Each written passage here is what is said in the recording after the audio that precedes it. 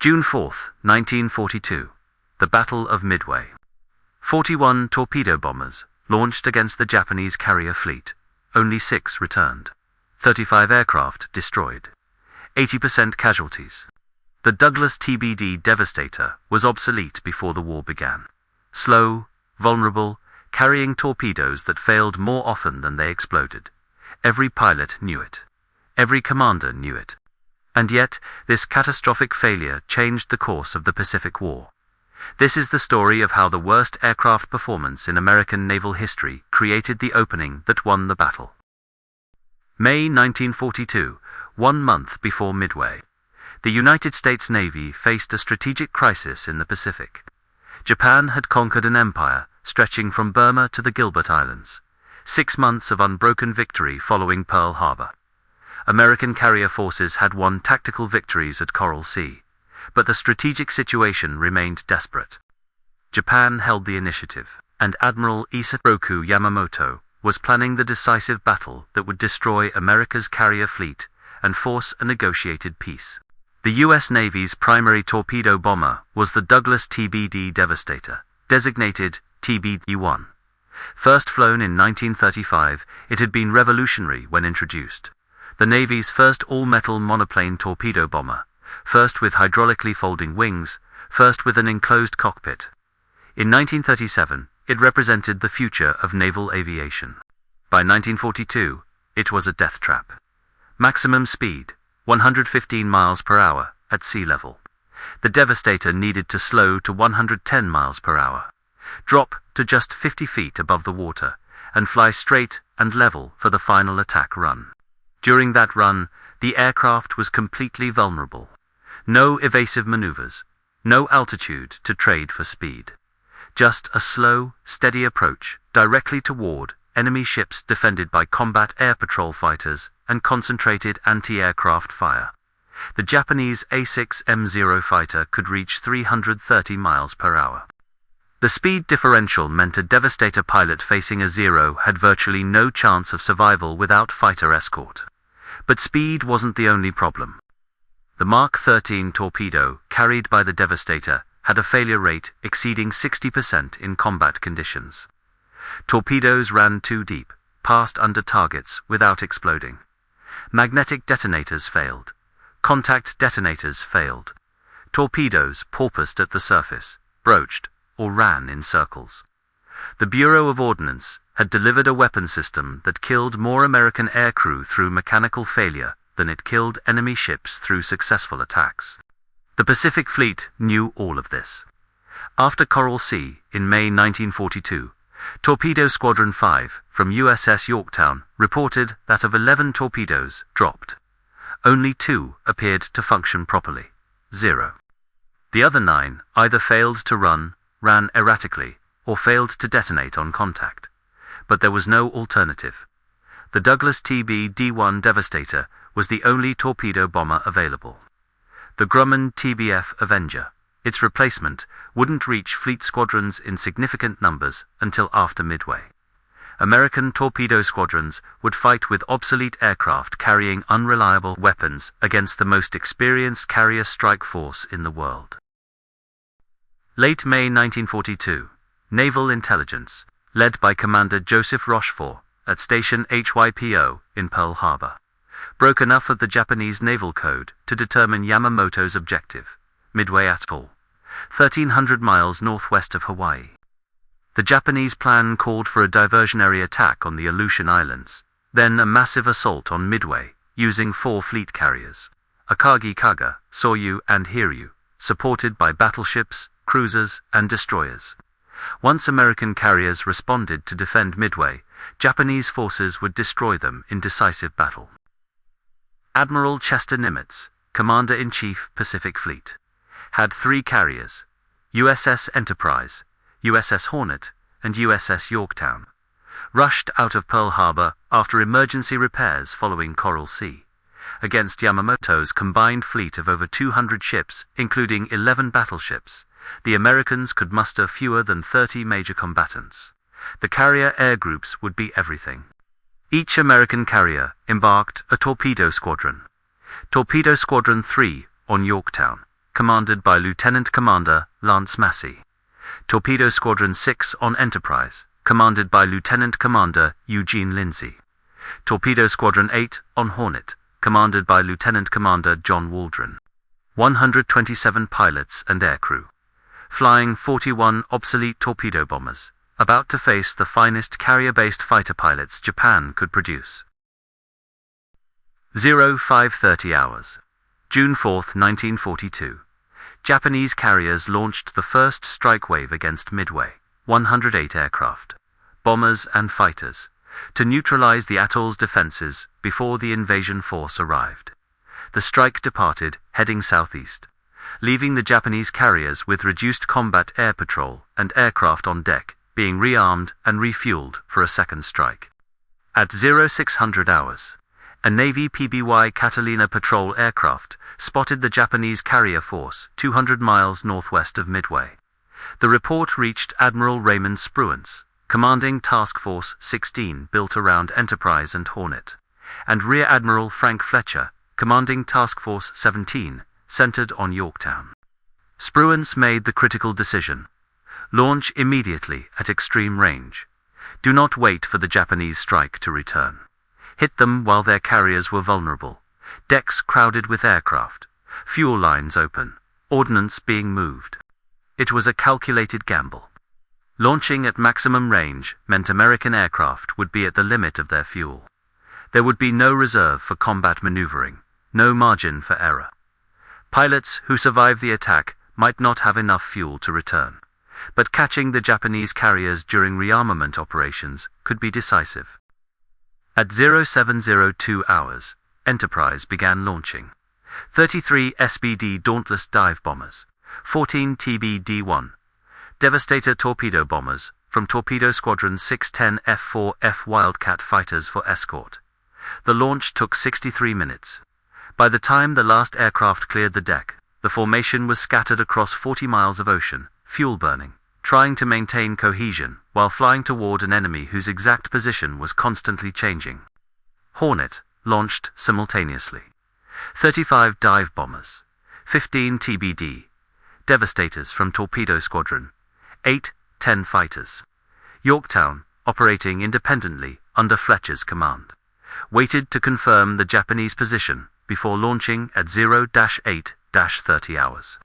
17 dive bombers, 12 Devastators from Torpedo Squadron 3, 6 fighters.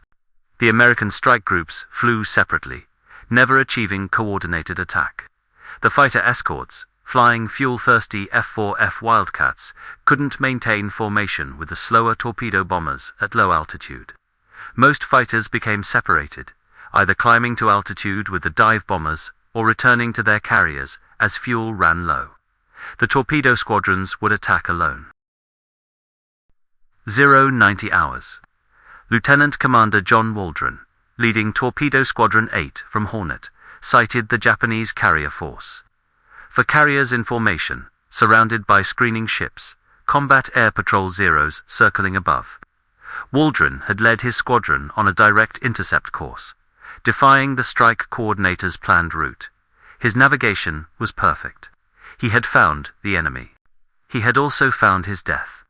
Waldron's squadron of 15 TBD-1 Devastators was completely alone. No dive bombers overhead to split enemy attention. No fighter escort to engage the Zeros.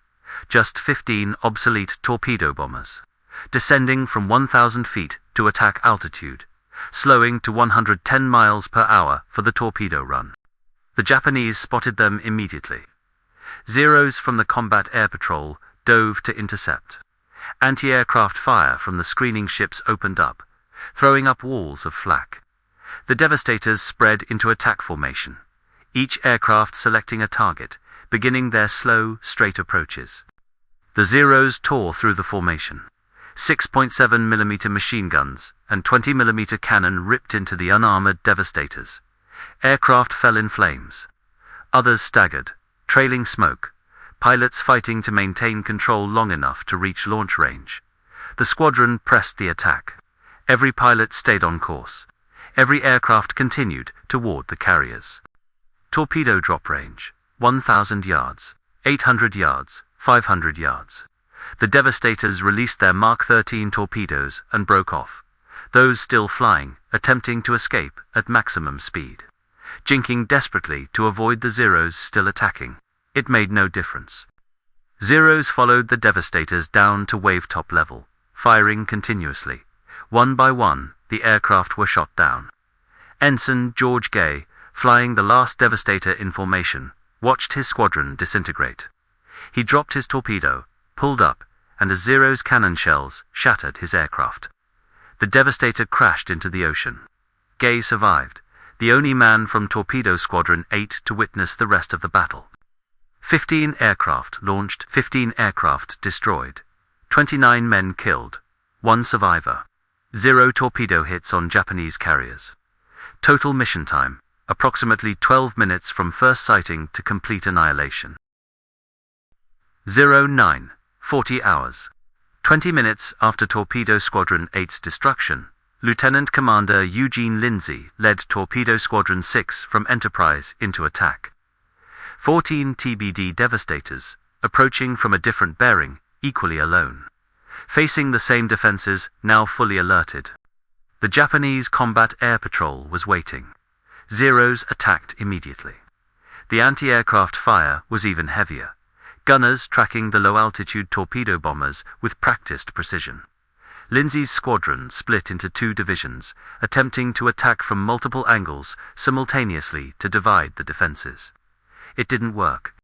The Japanese carriers turned into the attack, presenting their narrow bow profiles, making torpedo targeting almost impossible. Screening destroyers and cruisers threw up curtains of anti-aircraft fire. Zeros methodically destroyed the Devastators, one after another. Lindsay's aircraft was hit early, caught fire, and crashed into the ocean. The executive officer took command, pressed the attack, and was shot down moments later. The remaining Devastators continued. Pilots who had watched Torpedo Squadron 8's fate 20 minutes earlier knew exactly what awaited them.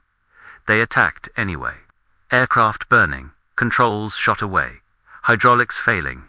They flew into the teeth of the Japanese defenses and dropped their torpedoes. 14 aircraft attacked. 10 were destroyed. 19 men killed. Lieutenant Commander Lindsay killed in action. 4 Devastators escaped. 3 so badly damaged they would never fly combat again. 0 confirmed torpedo hits. The Mark 13 torpedoes that did reach the targets ran beneath the carriers without detonating or porpoised erratically and missed entirely. The Japanese fleet remained undamaged. 10:00 hours. Torpedo Squadron 3 from Yorktown, commanded by Lieutenant Commander Lance Massey, approached from yet another bearing, 12 TBD-1, Devastators. Massey had witnessed the radio calls from the previous attacks. He knew what was coming. His squadron attacked anyway. This time, 6 F-4F Wildcat fighters managed to stay with the torpedo bombers, providing some defensive support. It wasn't enough. The Wildcats were heavily outnumbered, and once the Devastators descended to attack altitude, the fighters couldn't protect them effectively. The Zeros struck in overwhelming numbers. The Combat Air Patrol had been reinforced, Japanese fighters returning from striking Midway joining the defensive screen. 20, 30, perhaps 40 Zeros attacked Massey's squadron simultaneously. The anti-aircraft fire was the heaviest yet. Japanese gunners now tracking low-altitude torpedo attacks with brutal efficiency. Massey's aircraft was hit within the first 2 minutes. The Devastator caught fire and went down, taking the squadron commander with it. The remaining 11 Devastators continued the attack without him. One by one, Zeros and anti-aircraft fire destroyed them. Pilots dropped their torpedoes, tried to evade, and were shot down. Some aircraft exploded on impact with the water.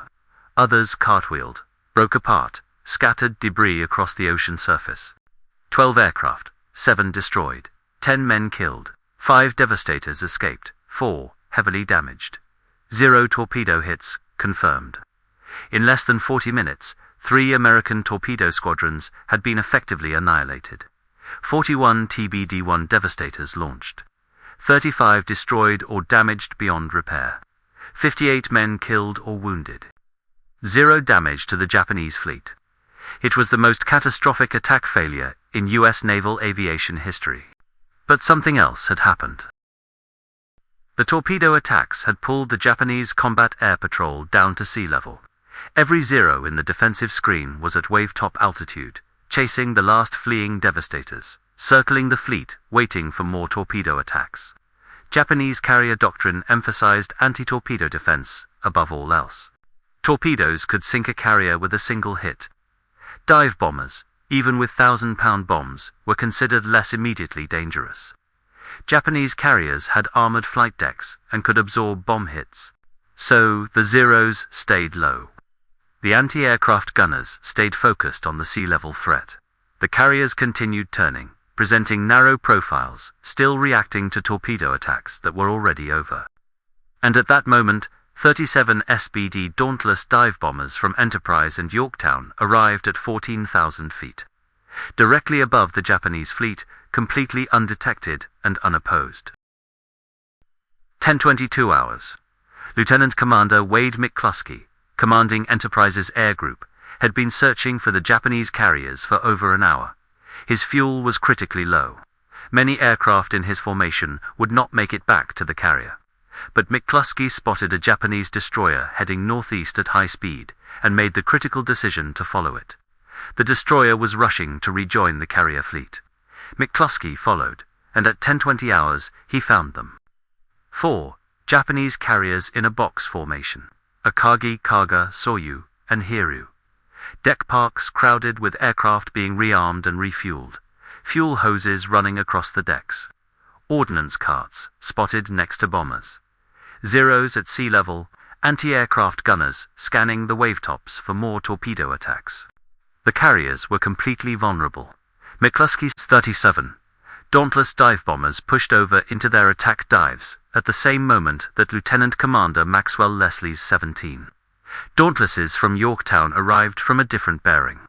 54 dive bombers, attacking simultaneously against carriers with no high-altitude fighter cover and minimal anti-aircraft defense at altitude.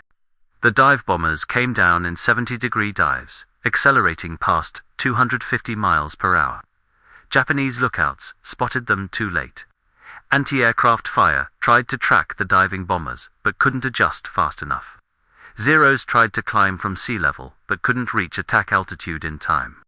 The first 1,000-pound bomb hit Akagi at 10:26 hours, penetrating the flight deck near the amidships elevator. The bomb detonated in the upper hangar deck among armed and fueled aircraft. Secondary explosions ripped through the hangar.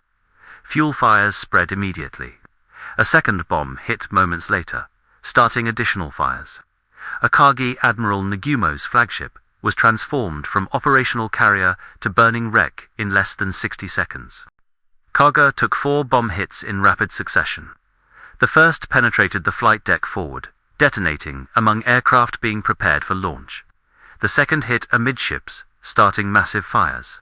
The third and fourth hits ruptured fuel lines and ignited ordnance. Kaga's flight deck became an inferno. Explosions continued for hours as ammunition and fuel cooked off. Soryu absorbed 3 bomb hits in 3 minutes. All 3 bombs penetrated to the hangar deck. Fuel fires and secondary explosions gutted the carrier. The hangar deck became a blast furnace, temperatures reaching levels that warped the steel structure. Soryu's crew fought the fires for 20 minutes before the captain ordered abandoned ship. 3 Japanese fleet carriers, the core of Admiral Nagumo's striking force, reduced to burning hulks in 6 minutes. The dive bombers had achieved what the torpedo squadrons could not. But they achieved it only because the torpedo squadrons had died, pulling the Japanese defenses down to sea level. The SBD Dauntless dive bombers that destroyed the Japanese carriers at Midway were excellent aircraft. Rugged, accurate, reliable. But they were not invincible. At Coral Sea 1 month earlier, Japanese Zeros had inflicted heavy casualties on American dive bombers when the combat air patrol was positioned correctly. At Midway, if the Zeros had been at altitude when McCluskey and Leslie arrived, the outcome would have been very different. Japanese carrier doctrine prioritized fighter defense against torpedo attack because torpedoes were the primary threat to carrier survival. A bomb hit could be survived. Flight deck damage could be repaired, even during battle. But a torpedo hit below the waterline could sink a carrier or leave it dead in the water, vulnerable to follow-up attacks. The 41 TBD Devastators, attacking in 3 separate waves over 40 minutes, forced the Japanese Combat Air Patrol to remain at sea level. Every Zero was committed to defending against torpedo attacks. When the dive bombers arrived, there was no high-altitude defensive screen. The Japanese could not reposition their fighters quickly enough to intercept the diving Dauntlesses before bomb release. The flawed design of the TBD-1 Devastator, its slow speed, its vulnerability, its complete unsuitability for survival against modern fighters, became the mechanism that created the opening for the dive bombers. The torpedo squadrons absorbed the entire weight of the Japanese defense, sacrificed themselves completely, and in doing so, stripped the carriers of high-altitude protection at the exact moment the dive bombers arrived. It wasn't planned. It wasn't coordinated. The 3 American carrier groups attacked separately, arriving over the target at different times purely by chance. But the cumulative effect of 3 torpedo squadron attacks, one after another, each pulling the Japanese defenses lower, created the conditions for decisive victory. Post-battle analysis confirmed what every pilot already knew. The TBD-1 Devastator was obsolete. Maximum speed of 115 miles per hour was inadequate for 1942 combat conditions. The aircraft's defensive armament consisted of 1 fixed 30 caliber machine gun firing forward and 1 flexible 30 caliber machine gun in the rear cockpit. Against Zeros armed with 2 7.7 mm machine guns and 2 20 mm cannon, the Devastator's defensive fire was essentially irrelevant. The Mark 13 torpedo's failure rate exceeded expectations even by the Bureau of Ordnance's pessimistic standards. Of the torpedoes that were successfully launched at Midway, fewer than 10% functioned correctly. Most ran too deep. Some porpoised at the surface. Others failed to arm. The magnetic detonators failed consistently. The contact detonators were unreliable. Even when torpedoes struck targets, many failed to explode. The few torpedoes that did function correctly were easily avoided by Japanese carriers conducting evasive maneuvers. Torpedo run speed of 33 knots gave defending ships ample time to turn and present minimal target profiles. The Mark 13's shallow running depth of 10 to 12 feet meant it was visible to Japanese lookouts, allowing early warning. After Midway, the Navy conducted intensive investigation into torpedo reliability. The Bureau of Ordnance had been receiving failure reports since 1941, but had consistently attributed problems to pilot error or improper maintenance. Only after Midway, when failure rates reached levels that could not be dismissed, did the Bureau authorize proper testing. Engineers discovered multiple design flaws. The magnetic detonator activated prematurely in the Earth's magnetic field at high latitudes. The contact detonator failed under direct perpendicular impact. The depth control mechanism was miscalibrated. Fixes were implemented throughout 1943, but at Midway, American torpedo squadrons fought with weapons that were fundamentally broken. Lieutenant Commander John Waldron, commanding officer of Torpedo Squadron 8, was 41 years old. Before Midway, he had gathered his pilots and told them that if they got separated, they should head directly for the Japanese carriers. He knew where the enemy would be, and he intended to attack regardless of circumstances. His navigation was perfect. He led his squadron directly to the target. He was killed in the opening minutes of the attack. His body was never recovered. Ensign George Gay, the sole survivor from Torpedo Squadron 8, spent 30 hours floating in the ocean, hiding under a seat cushion from his destroyed aircraft, watching the battle continue around him. He witnessed the dive bomber attacks that destroyed 3 Japanese carriers. He watched Hiru's counterattack that damaged Yorktown. He saw the American strike that finally destroyed Hiru. A Navy PBY rescued him on June 5th. He was the only witness to the complete battle from water level. Lieutenant Commander Eugene Lindsay, commanding officer of Torpedo Squadron 6, was 38 years old. He had led his squadron through combat at Coral Sea 1 month earlier, where they had scored one of the few successful torpedo hits of that battle against the carrier. At Midway, his aircraft was hit in the first minute of the attack. The Devastator caught fire and crashed. Lindsay and his crew were killed instantly. His wife received the telegram informing her of his death 2 weeks later. Lieutenant Commander Lance Massey, commanding officer of Torpedo Squadron 3, was 37 years old. He had been flying Navy aircraft for 14 years, one of the most experienced torpedo bomber pilots in the fleet. At Midway, his Devastator was hit early in the attack run. The aircraft caught fire and went down. Massey was killed. His executive officer, Lieutenant Harold Larson, took command, pressed the attack, and was shot down 60 seconds later. Of Massey's squadron, only 5 aircraft returned to Yorktown. 58 men killed. Most were in their 20s. Some were married. Many had children. None received advance warning that their aircraft were obsolete or that their torpedoes were unreliable. They flew the missions they were assigned, attacked the targets they were ordered to attack, and died doing their duty. The Navy recommended posthumous decorations. Waldron, Lindsay, and Massey each received the Navy Cross, the service's second highest award for valor. Many of their pilots received distinguished flying crosses. The medals were sent to widows and parents. The official citations praised courage, leadership, and devotion to duty.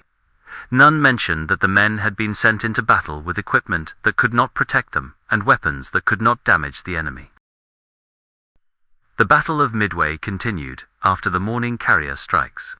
Hiryu IV, Japanese carrier, had escaped the initial dive bomber attacks and launched counterstrikes that damaged Yorktown. American dive bombers found Hiryu in the afternoon and destroyed her with 4 bomb hits. By evening of June 4th, all 4 Japanese fleet carriers were sinking or already sunk. The United States lost Yorktown, torpedoed by a Japanese submarine while under tow on June 7th. Japan's carrier striking power was broken. The 4 carriers lost at Midway, Akagi Kaga, Soryu, and Heru, represented the core of the Kido Butte, the carrier force that had struck Pearl Harbor, attacked Darwin, raided Ceylon, and dominated the Pacific for 6 months. Japan could not replace them. The carriers could eventually be rebuilt, but the experienced pilots and aircrew killed at Midway could not be replaced. Japanese naval aviation never recovered from the losses. After Midway, the TBD-1 Devastator was immediately withdrawn from frontline service. The Grumman TBF Avenger replaced it in all torpedo squadrons by September 1942. The Avenger was faster, better armed, better protected, and could carry a larger torpedo or bomb load. It was the aircraft the torpedo squadrons should have had at Midway. The Mark 13 torpedo remained in service, but underwent extensive modifications throughout. 1943, engineers fixed the depth control, redesigned the detonators, and improved the guidance system. By 1944, the Mark 13 had become a reliable weapon, but at Midway it was a failure that contributed directly to the catastrophic losses suffered by the torpedo squadrons. The Battle of Midway was the turning point of the Pacific War. Japanese offensive operations ended. American offensive operations began. The strategic initiative shifted permanently. Historians consider Midway one of the most decisive naval battles in history, comparable to Trafalgar or Tsushima. But the victory was built on a foundation of catastrophic tactical failure. 41 obsolete torpedo bombers, carrying unreliable torpedoes, attacking the most experienced carrier fleet in the world, without fighter, escort, or coordinated support. 80% casualties. 0 confirmed hits on enemy carriers. By any conventional measure, the torpedo attacks at Midway were a complete disaster. Yet those attacks created the conditions for victory. The torpedo squadrons forced the Japanese combat air patrol down to sea level, pulled the defensive focus away from high-altitude threats, and kept the carriers maneuvering and vulnerable during the critical minutes when the dive bombers arrived overhead. The flawed design that made the TBD-1 Devastator so vulnerable was the same characteristic that made it tactically useful. It had to attack at low altitude, it had to approach slowly, and it had to commit completely to the attack run. Those characteristics drew the Japanese defenses exactly where the American battle plan needed them to be, even though there was no coordinated plan. The dive bombers that struck the fatal blows have received the historical credit for winning Midway. Wade McCluskey, Max Leslie, and their pilots were heroes, and rightfully so. Their bombing accuracy was exceptional. Their timing was perfect. Their courage was absolute. But they succeeded because 58 men in obsolete aircraft died pulling the Japanese defenses out of position. The tactical lessons of Midway were clear. Torpedo attacks required fighter escort, coordinated timing with dive bombers, and reliable weapons. The Navy implemented all three requirements. By 1943, American carrier task forces conducted coordinated strikes with fighters, dive bombers, and torpedo bombers attacking simultaneously from multiple altitudes and bearings. The Japanese could no longer concentrate their combat air patrol against a single threat axis. The Grumman TBF Avenger proved to be an excellent torpedo bomber, but by 1944 most Avengers were carrying bombs or rockets instead of torpedoes. The torpedo had lost its primacy as the anti-ship weapon. Dive bombing proved more reliable, more accurate, and more survivable. The torpedo bomber evolved into a multi-role attack aircraft. The TBD Devastator was scrapped. Only 4 examples survived the war, all used as training aircraft or ground instructional airframes. Today, no complete TBD Devastator exists. A few components are preserved in museums, recovered from crash sites or salvage yards. The aircraft that helped win the most important naval battle of the Pacific War was too obsolete to preserve. But the men who flew the Devastators at Midway are remembered. The Navy named destroyers after Waldron, Lindsay, and Massey. Torpedo Squadron Eight's story has been told in books, documentaries, and films. The squadron's memorial at Naval Air Station Pensacola lists every man lost at Midway. Their sacrifice was not forgotten. June 4, 1942, remains a date of triumph in American naval history. The day the United States turned the tide in the Pacific. The day Japan's carrier fleet was destroyed. The day American industrial power and fighting spirit proved decisive. But it was also the day that 58 men, in flawed aircraft with broken weapons, flew into certain death, to create the opening that won the battle. The TBD Devastator did not win the battle of Midway through superior design or technical capability. It won through the sacrifice of the men who flew it, who understood its flaws, who knew they were obsolete, and who attacked anyway because their duty required it. That paradox, a flawed design enabling decisive victory, defines Midway's true legacy.